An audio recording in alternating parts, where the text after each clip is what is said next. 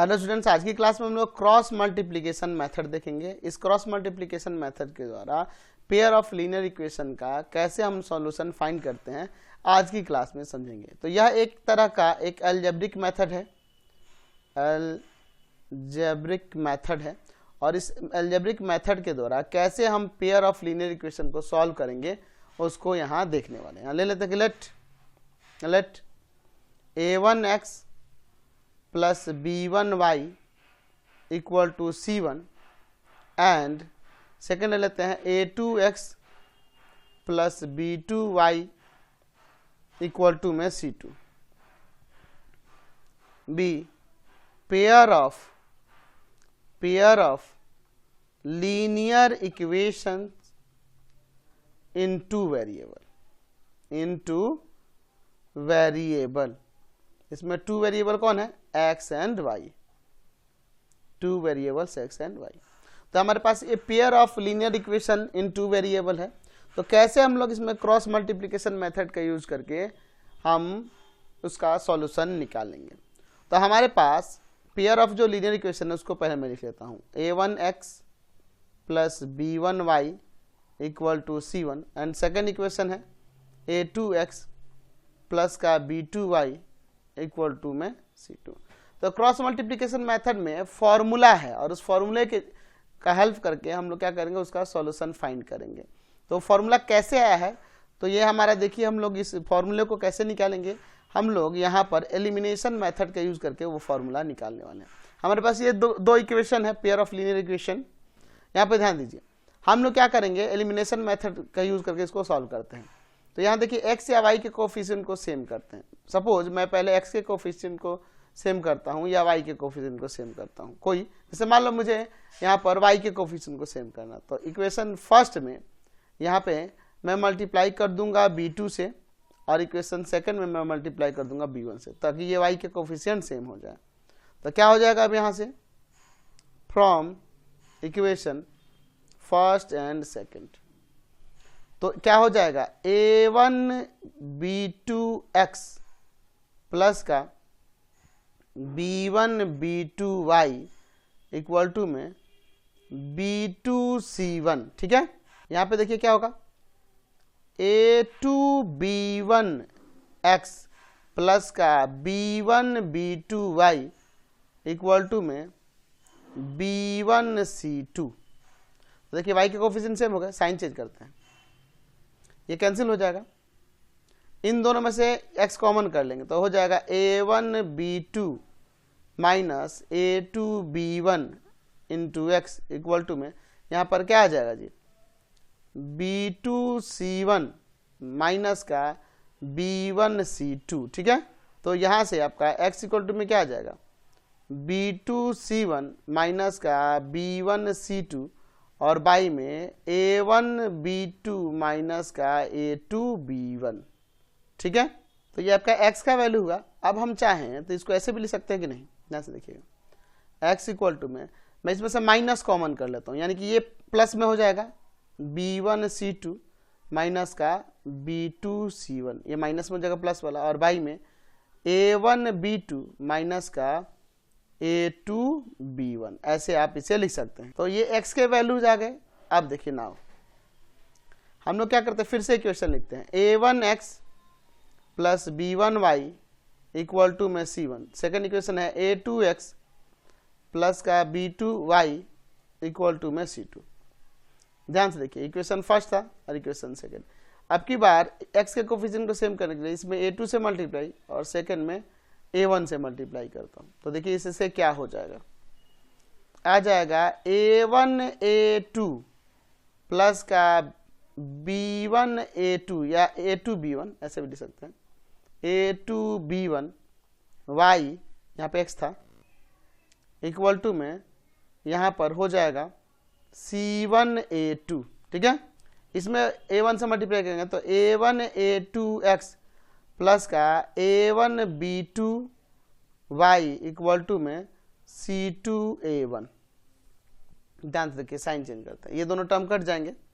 यहाँ से हम लोग इसमें से कॉमन कर लेंगे y, तो a2b1 माइनस का a1b2y इक्वल टू में यहाँ पे हो जाएगा C1A2 माइनस का C2A1, ठीक है। तो इसको डिवाइड में ले जाते हैं यहाँ पे, देखिए तो y इक्वल टू में क्या आ जाएगा C1A2 माइनस का C2A1 बाई में A2B1 माइनस का A1B2।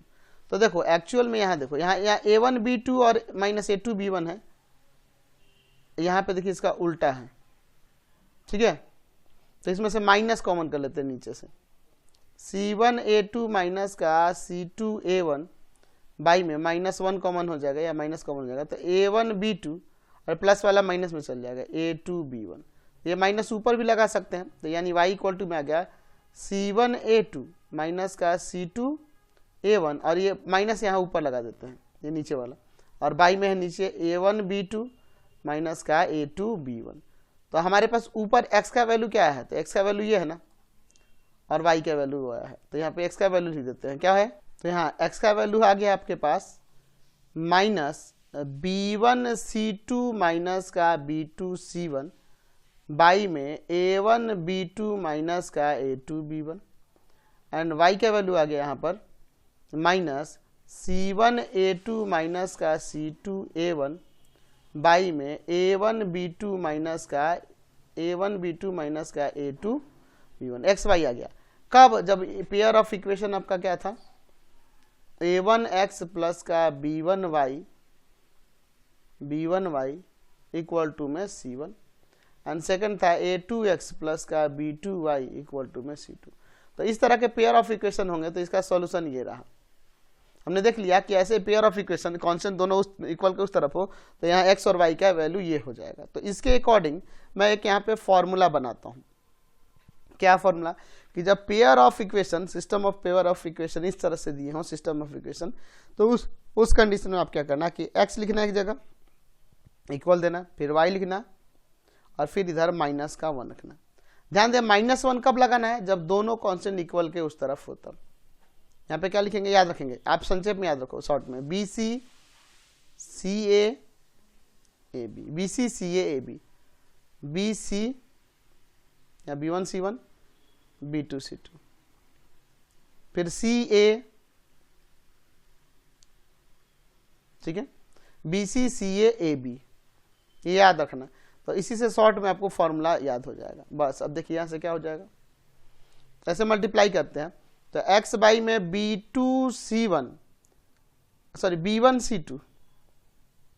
B1 C2 पहले ऐसे मल्टीप्लाई फिर ऐसे मल्टीप्लाई माइनस B2 C1, ठीक है, इक्वल टू में y बाई में पहले से मल्टीप्लाई C1A2 माइनस का C2A1, फिर यहाँ देखो ऐसे मल्टीप्लाई A1B2 माइनस का यहाँ पर A2B1।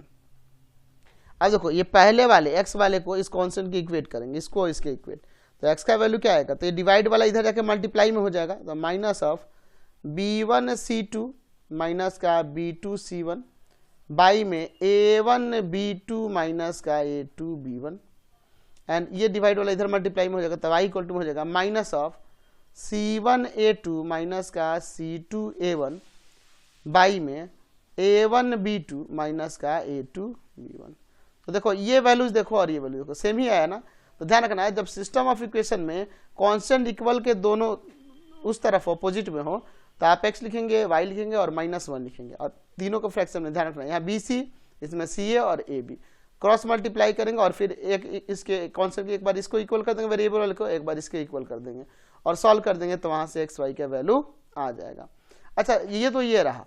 अब मान लीजिए ये कांस्टेंट इस तरफ ना रहकर वेरिएबल के ही तरफ हो, यानी कि इस तरफ हो, तब क्या होगा। चलिए मान लीजिए आपके पास सिस्टम ऑफ इक्वेशन में A1x plus B1y plus C1 equal to 0 दिया और second equation A2x plus B2y plus C2 equal to 0 दिया हो।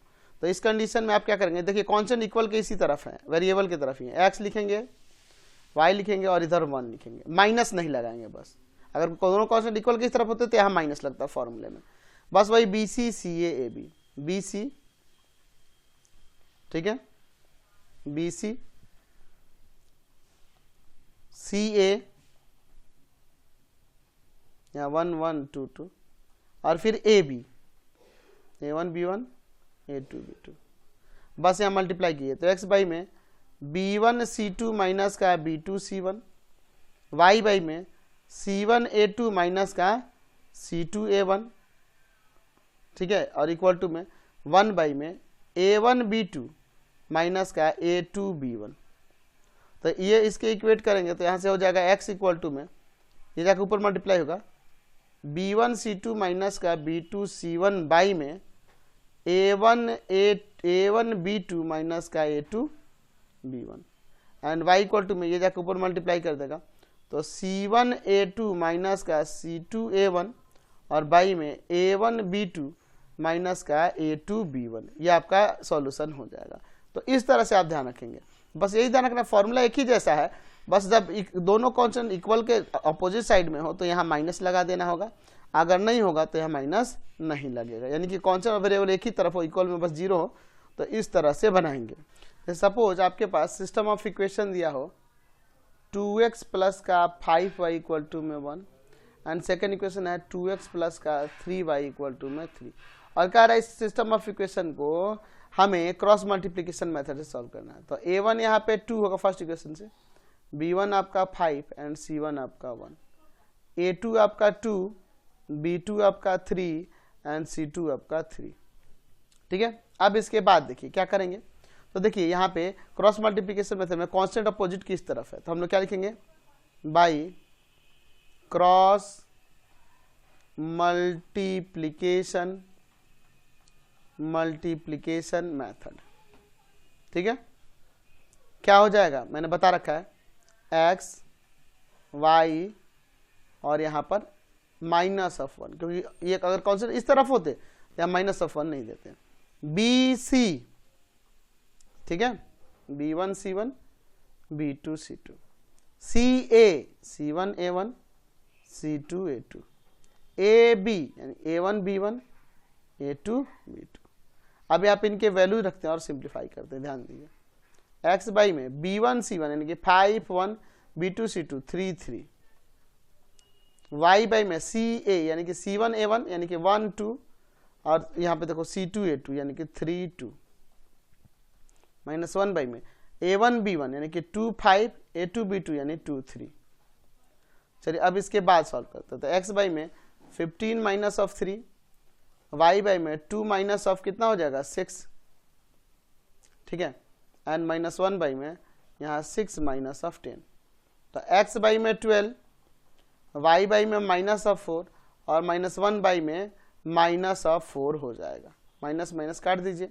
अब अलग अलग ही वेट कर देते हैं, तो x बाई 12 इक्वल टू में 1 by 4, y by minus of 4 equal to में 1 बाई 4, तो ये जाएगा डिवाइड वाला मल्टीप्लाई में, तो 1 बाई 4 इंटू में 12, 4 3 जा 12, 3 टाइम्स में, यानी कि x का वैल्यू यहाँ से 3 आ गया, एंड y इक्वल टू में होगा 1 बाई 4 इंटू में माइनस ऑफ 4, यहाँ भी 4 से 4 कैंसिल 1 आ जाएगा, तो y का वैल्यू माइनस ऑफ 1, तो x का 3 y का माइनस 1।